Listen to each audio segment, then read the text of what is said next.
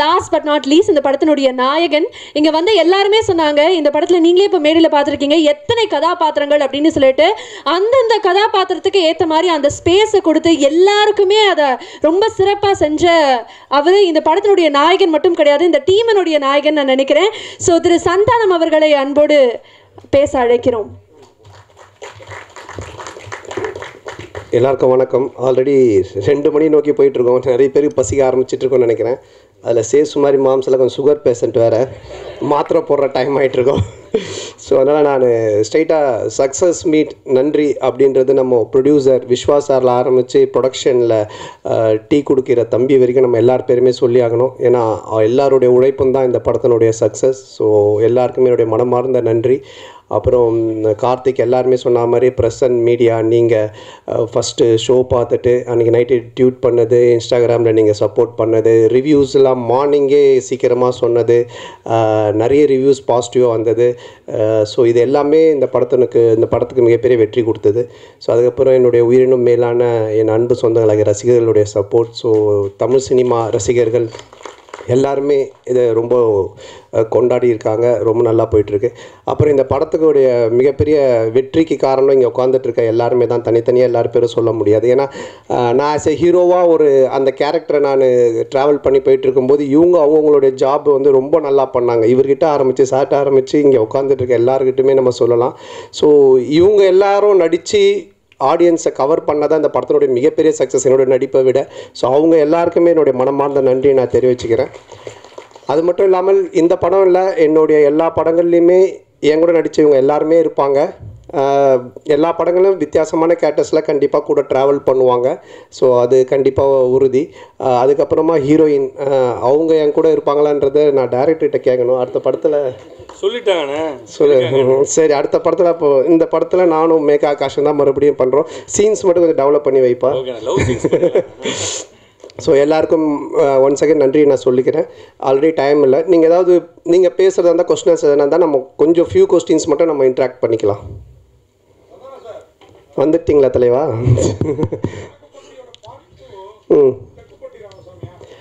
இல்லை, தெற்குப்பட்டி தென்ராசு அப்படின்னு சொல்லி நாங்கள் ஒன்று யோசித்து வச்சுருந்தோம். ஆக்சுவலாக வடக்குப்பட்டியிலேருந்து அந்த சைடு போயிட்டோன்னு. பட் இப்போது அதை விட வேறு ஒரு ப்ராஜெக்ட் போயிட்டு இருக்கிறதுனால இது கண்டிப்பாக பண்ணுவோம். இல்லை, அது நீங்கள் பார்க்குறவங்க தான் முடிவு பண்ணிக்கணும். ஆத்திகராக பார்த்தீங்கன்னா இது ஒரு ஆத்திகர் படமாக தெரியும், நாத்திகராக பார்த்தீங்கன்னா இது ஒரு நாத்திகர் படமாக தெரியும். ஏன்னா மக்கள் வந்து ரெண்டுமே மிக்சடு, எல்லாருமே கலந்து சினிமாவை என்ஜாய் பண்ணுன்றதுனால அப்படி ஒரு கிளைமேக்ஸ் தான் டேரக்டர் வச்சுருக்காரு. நீங்கள் ஆத்திகரா நாத்திகரா? அப்போ சாமி படம் தான். சந்தானம் சார் அதே மாதிரி ஹீரோயின் உங்கள் படம் எல்லாத்துலேயுமே பிரமாதமாக இருப்பாங்க, இந்த படத்துலையும் பிரமாதமாக இருக்காங்க. ஆனால் அவங்களோட ஒரு நல்ல ஒரு டூயட்டோ இல்லை லவ் சீனோ இல்லை. அதை இப்போ கேட்டிங்க. அடுத்த படத்தில் இந்த படத்தில் காமெடி எல்லாமே எக்ஸ்ட்ரானரி ஜனரஞ்சகமாக பிரமாதமாக இருந்தது. அந்த விஷயம் எங்களோட அந்த ஃபீலிங்கையும் புரியல. இல்லை, உங்களுக்கு இது நான் எழுதி கொடுத்து கேட்ட மாதிரியே இருக்கும். யாருன்னா பார்த்தாங்கன்னா இவன் மனசில் இருக்கிறதெல்லாம் அவன் மூலமாக கேட்குறாமலன்ட்டு. இல்லை, இப்போ கூட நான் சொல்கிறேன், இந்த காஸ்டியூமும் இந்த ஹேர் ஸ்டைலும் வேறு யாராவது போட்டு வந்தாங்கன்னா நன்னு படத்தில் வர பேய் மாதிரி தான் இருப்பாங்க. ஆனால் அவங்கள பாருங்கள் எவ்வளோ பியூட்டிஃபுல்லாக இருக்காங்கன்னு. இவங்களோட எந்த சீனுமே இல்லை தான். நான் தான் கேட்டேன் கார்த்திக்கிட்ட, இவனும் உங்களை பேர் தான் வச்சுருக்கேன், ஆனால் இந்த ரசனை வர மாட்டுது, நான் என்ன பண்ணுறது? அதனால் அடுத்த படத்தில் கண்டிப்பாக வச்சுருக்காரு. கேட்டுங்க, அவங்க கேட்குறாங்க, நான் கேட்கலைங்க.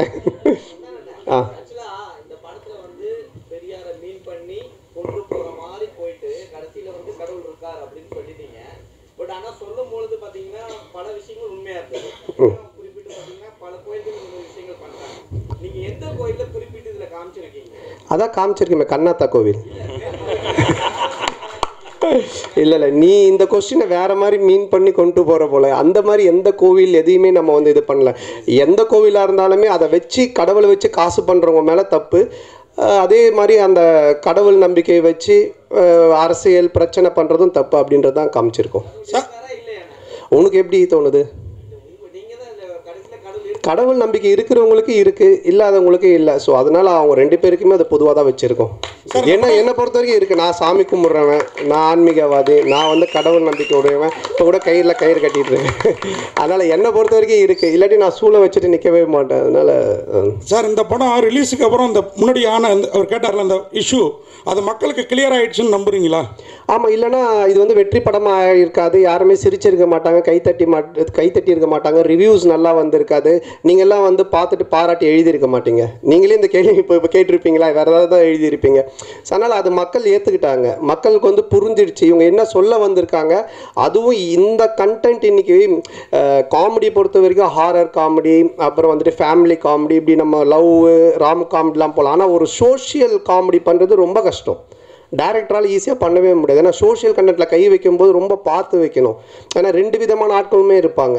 ஸோ அது ரொம்ப கார்த்திக் பியூட்டிஃபுல்லாக ஹேண்டில் பண்ணதுனால 2 விதமான ஆடியன்ஸுமே என்ஜாய் பண்ணுறாங்க. நாத்திகரும் என்ஜாய் பண்ணுறாங்க, ஆத்திகரும் என்ஜாய் பண்ணுறாங்க. ஸோ அதுக்கு உண்மையிலே டைரக்டர் தான் நம்ம பாராட்டு சொல்லணும்.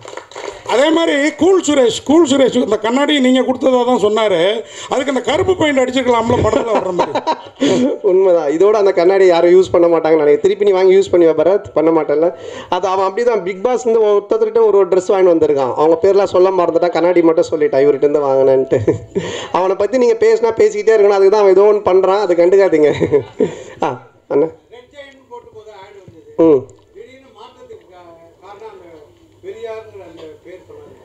ஆமாம், அது ஃபஸ்ட்டு அந்த ஒரு இஷ்யூ ஆச்சு. அதுக்கப்புறம் அது ஒரு பாலிட்டிக்ஸாக மாறிச்சு. இப்போ நம்ம படம் எடுத்தது எல்லாரும் மறந்து கவலையை மறந்து சிரிக்கணுன்றது அது ஒரு பிரச்சனையாக ஒரு பாலிட்டிக்ஸாக மாறும்போது எதெல்லாம் நமக்கு தேவையில்லை அதை நம்ம ஸ்மூத் பண்ணிக்கணும் அப்படின்றதுக்காக சில விஷயங்களை விட்டுட்டோம் வேண்டான்ட்டு. ஆமாம், அதில் என்னென்ன இருக்கு.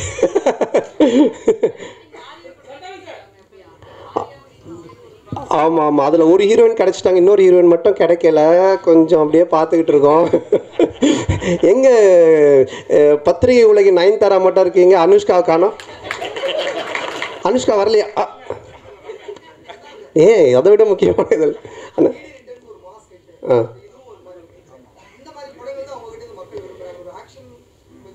இல்லை, எனக்கு பொறுத்த வரைக்கும் எல்லாருமே இப்போ பார்த்தீங்கன்னா நிறைய பேர் படம் பார்த்துட்டு வாழ்க்கையில் ரொம்ப இறுக்கமாக இருக்கவங்க, ரொம்ப சோகமாக இருக்கும், ரொம்ப பிரச்சனையே. மேபி சைக்காட்டிக் டாக்டர் 2-3 பேர் எனக்கு அவங்க பேஷண்ட்ஸ்க்கு மெயினாக இந்த ஷோஸ் எல்லாம் போட்டு காமிச்சிருக்காங்க. ஏன்னா இன்றைக்கி மக்கள்கிட்ட ரொம்ப இறுக்கம் தான் இருக்குது. எல்லாருமே முகத்தில் ஒரு சோகம், ஒரு சந்தோஷமே இல்லை. அட்லீஸ்ட் நம்ம கடவுள் ஒரு விஷயத்தை கொடுத்துருக்கேன். நான் என்னோடய சின்ன வயசில் ஆரம்பிக்கும் போது என் கூட இருக்கிற எல்லாரும் நான் சிரிக்க வச்சுக்கிட்டே இருப்பேன். அது வந்து பாலாஜி அண்ணனோட சேர்ந்தேன். அப்போ அவர் வந்து பாப்பா என் கூட டிவியில் நடிப்பான்னு என்னை கூப்பிட்டு வந்தார். அப்புறம் அந்த காமெடி பார்த்துட்டு சிம்பு கூப்பிட்டு எனக்கு மன்மதனில் சான்ஸ் கொடுத்தாரு. ஸோ என்னுடைய நோக்கம் எதுவாக இருந்துச்சுன்னா என்னை சுற்றி இருக்கிறவங்கள சந்தோஷமாக வச்சுக்கணும், சிரிக்க வைக்கணும். அது கடவுள் எனக்கு ஒரு லைஃப் கொடுத்தாரு, ஒரு சினிமான்னு. அப்போது அதை நம்ம செய்யணும் அப்படின்றதான் என்னுடைய நோக்கமாக இருக்குது. அதை நோக்கி தான் நான் போயிட்டுருக்கேன். என்னுடைய படங்கள்னால நீங்கள் வந்து சிரிக்கலாம், கவலையை மறந்து என்ஜாய் பண்ணலாம். இது மட்டும் தான். சந்தன சார் இங்கே பாருங்க, உங்களுக்கு லெஃப்ட். சொல்லுங்க சார். படம் ஃபுல்லாக சூப்பராக இருக்குது. ஆனால் வந்து கட் சீன் வேறு அதை விட நல்லா இருக்குது. ஏன் அது நீங்கள் இல்லைன்னு சொல்லிட்டு அதை கட் பண்ணிட்டீங்களா, இல்லை வந்து டைரக்ட் பண்ண வேலையாது? இல்லை என்னென்னா ஒரு ஃபுல் லென்த் பார்க்கும்போது உங்களுக்கு கதை நகர்ந்து போகும்போது சில சீன்ஸ் ரொம்ப காமெடியாக போயிட்டு இருந்தாலும் கதைக்குள்ளே போனால் கொஞ்சம் லேக் ஆகும். அப்போ அதை வந்து எடிட்டர் எங்கள் எடிட்டர் சாரா அவர் கையில் இருக்குது, எங்கள் கையில் கிடையாது. அவரே வந்து கட் பண்ணிடுவாங்க. அதுக்கு தான் அவரு வேலையாக கொடுத்து வச்சுருக்காங்க. இல்லைங்க இது காமெடி நல்லா இருக்குது, ஆனால் பட் இங்கே கதை கொஞ்சம் மிஸ் ஆகுதுன்னா அவர் கையில் இருக்குது அந்த கத்திரி. சந்தானம் சார், அதே மாதிரி முன்னாடிலாம் நீங்கள் ஹீரோவுக்கு நண்பராக வர்றப்போ கூட உங்களையே பார்த்துட்டு இருக்கணும்னு தோணும். இப்போ நீங்கள் ஹீரோ ஆன பிறகு உங்கள் கூட இருக்கிறாங்களா பெஸ்எஸ், மாறன், ரவி மரியா சார், கூல் சுரேஷ், இவங்களெல்லாம் அவங்களுக்கும் ஸ்பேஸ் கொடுத்து நடிக்கிற மாதிரி தெரியுது. இந்த மாற்றம் எதனால் எப்போலேருந்து நிகழ்ந்தது? இல்லைண்ணா, இப்போ ஒரு காமெடின்னா அந்த காமெடி நடக்கிறதுக்கு மற்றவங்க சுற்றி இருக்கிறவங்க அதுக்கு ஆக்ட் பண்ணணும், அதுக்கு ஸ்பேஸ் தரணும். நானும் பேசுவேன் காமெடி, அவரும் பேசுவார், இவங்களும் பேசுவாங்கன்னா அது சண்டை மாதிரி ஆகிடும். அதனால தான் நிறைய படத்தில் நிறைய காமெடியன்ஸ் இருப்பாங்க, ஆனால் காமெடி ஒர்க் அவுட் ஆகாது. என்ன ஆகுனா சண்டை மாதிரி ஆகிடும். என் மேலே பஞ்சு முடியணும், இல்லை நான் தான் பஞ்சு பேசுவேன், அப்படி அது பண்ணக்கூடாது. அங்கே ஒருத்தர் செட்டிலாக ப்ளே பண்ணணும், மற்றவங்க அது யார் பண்ணுறாங்களோ அவங்க கொஞ்சம் பண்ண வைக்கணும். அப்போ தான் காமெடி ஒர்க் அவுட் ஆகும். ஸோ அதை நான் இந்த படத்தில் பண்ணேன். இதுக்கு முன்னாடி இதுக்கப்புறம் வர படங்களே அதான் நான் பண்ணுவேன். என்னுடைய ரோல் நான் பண்ணிவிட்டு சுற்றி காமெடியன்ஸ் அவங்க என்ன பண்ணுறாங்களோ அதுக்கு நம்ம ஸ்பேஸ் கொடுத்து ஒர்க் பண்ணுறது. ஸோ இதுதான் காமெடியோட ஃபார்முலாவே. இப்போ நான் ஒன்று சொல்கிறேன்னா அதுக்கு நீங்கள் அமைதியாக இருந்தால் தானே சிரிப்பு வரும். நீங்களும் நானும் மாற்றி பேசிக்கிட்டு இருந்தால் அப்படி இருக்கும். ஸோ அது அந்த ஒரு சந்தன சார், இப்போ ரஜினி சாரை வந்து ஒரு விஷயம் சொன்னாங்க, சங்கின்னு விஷயம் சொன்னாங்க சார். யாருங்க?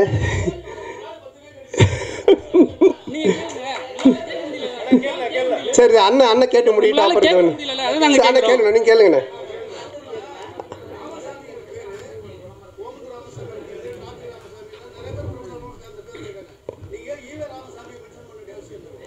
ஈவே ராமசாமி நம்ம எங்கேயும் மென்ஷன் பண்ணலேண்ணே. இல்லைண்ணே, படம் பார்த்தீங்களாண்ணே? படத்தில் அந்த பையன்கிட்ட வந்துட்டு கடவுள் நம்பிக்கை இல்லைன்னு ஒன்று சொல்லுவாங்க அவங்க அம்மா. அதாச்சும் கடவுள் இருக்காரான்னுவாங்க. நான் இவ்வளோ கஷ்டப்படுறேன், பானை செய்கிறேன், நான் எப்படி கடவுளை நம்புறதுன்னு அவன் சொல்லுவான். அதுதான் அந்த கேரக்டர் கேட்பாரு, நம்ம ஜம்புலி ஜெகன் கேட்பாங்க. இது வந்துட்டுண்ணே நம்ம வந்து இல்லைண்ணா, இப்போ வந்துட்டு நீங்கள் குப்புசாமி, கந்தசாமி என்ன பேர் வேணாலும் வைக்கலாம் நம்ம படத்தில். ராமசாமி, வடக்குப்பட்டி ராமசாமின்னு வச்சதுக்கு காரணம் என்னென்னா, டைரக்டர் வந்து கவுண்டமணி சாரோட ஃபேன், நானும் அவருடைய ஃபேன். டிக்கிலோனான்றது அவரோட டயலாக்கு. அதே மாதிரி வடக்குப்பட்டி ராமசாமின்றது கவுண்டமணி சாரோட டயலாக்கு. இதுக்கப்புறம் நானும் ஆர்யா நடிக்க போகிற படத்துக்கும் கவுண்டமணி சார் டயலாக் தான் வச்சுருக்காங்க. இதே இந்த ஒரு டயலாக் வராமல், இந்த நான் சொன்ன இந்த காரணங்கள்லாம் இல்லாமல் திடீர்னு நீங்கள் ராமசாமின்னு ஏன் வச்சிங்கன்னு கேட்டிங்கன்னா அது சரியாக இருக்கும். அண்ணா ஒரு கொஸ்டின் தான் சொன்னீங்க, 4 கொஸ்டின் கேட்டுக்கிறீங்க சார். அண்ணா இங்கே பாருங்க, அண்ணா இங்கே பாருங்க. இல்லை அண்ணா ஒரு நிமிஷம் முடிச்சாரு சார். அண்ணா உங்கள் பேர் என்னண்ணே? அண்ணாதவரா? அப்போ நீங்கள் வந்து ஏடிஎம்கேல வந்துட்டு இதுவாக இருக்கீங்களா? டிஎம்கே வந்துட்டு ஏன் நீங்கள் அண்ணாதவரன் பேர் வச்சிருக்கிறீங்க அப்படின்னு கேட்டால் என்ன சொல்லுவீங்க? என்னென்ன இதா அடுத்த கொஸ்டின். அண்ணா சோஷியல் மீடியாவில் வந்து சங்கின் வந்து ஒரு பெரிய ஆக்டரை சொல்லியிருந்தாங்க. அதுக்கப்புறம் நீ அந்த ஈவேரா மேட்டர் எடுத்துன்னு வந்து உங்களையும் வந்து சங்கின்னு சொன்னாங்க. அதுக்கு ஏதாவது பதில் இருக்கா உங்களுக்கு? சங்கின்றது என்னங்க? இப்போ நான் கூட 6வது, நான் வந்து 6வது இல்லை, நான் ஸ்கூல் படிக்கும்போது ஒரு பொண்ணை லவ் பண்ணியிருந்தேன். அந்த பொண்ணு பேர் சங்கீதா. நான் சங்கின்னு தான் கூப்பிடுவேன். அதுக்காக சங்கி ஆகிடுமா? என்னங்க இருக்கு? நெக்ஸ்ட் ஓகே சார், அதே டயத்தில் இப்போ ஒரு கேள்வி. இதான் இப்போ நேர்கள் ரவி சார் பேசுகிறப்போ வடக்குப்பட்டி ராமசாமிக்கு சலாம் போடுங்கன்னாரு.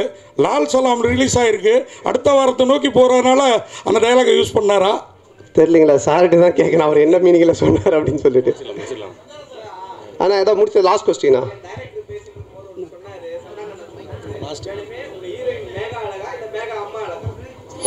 மேகா அம்மா அழகுன்னு யார் சொன்னது? நானா டேரக்டரா? இல்லை கண்டிப்பாக 2 பேருமே அழகு தான். ஸோ அதனால் ரொம்ப சந்தோஷம் உங்கள் எல்லாருமே சந்திச்சதில். ரொம்ப இவ்வளோ நேரம் பொறுமையாக இருந்து இந்த ஒரு வெற்றி சக்ஸஸ் மீட்டுக்கும் சப்போர்ட் பண்ணிட்டு இருக்கவங்க எல்லாருக்குமே ரொம்ப நன்றி. தொடர்ந்து சப்போர்ட் பண்ணுங்கள்.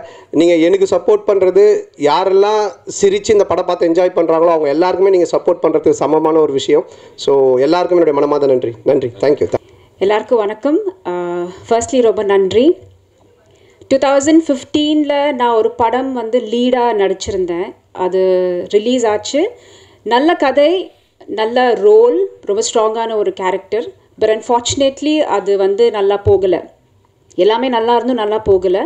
அது எனக்கு ஒரு ப்ரொஃபைலாக மாறலை. ஸோ அதுக்கப்புறம் நான் ஒரு பெரிய பிரேக் எடுத்து, எனக்கு நான் பண்ண ஒரு டெசிஷன் என்னென்னா, இதுக்கப்புறம் நான் ஒரு படம் பண்ணினா அது சினிமாவில் என்னை அடுத்த கட்டத்துக்கு கண்டிப்பாக கூட்டிகிட்டு போகணும்.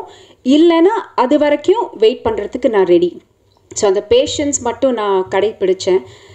அண்ட் ஒரு நல்ல கதை, நல்ல ரோல், அது மட்டும்தான் நான் வெயிட் பண்ணிகிட்டு இருந்தேன். பட் எனக்கு கடவுளாக பார்த்து எனக்கு ஒரு பிளாக் பஸ்டர் ஹிட்டில் எனக்கு ஒரு கேரக்டர் கொடுத்தது எனக்கு ரொம்ப சந்தோஷமாக இருக்குது.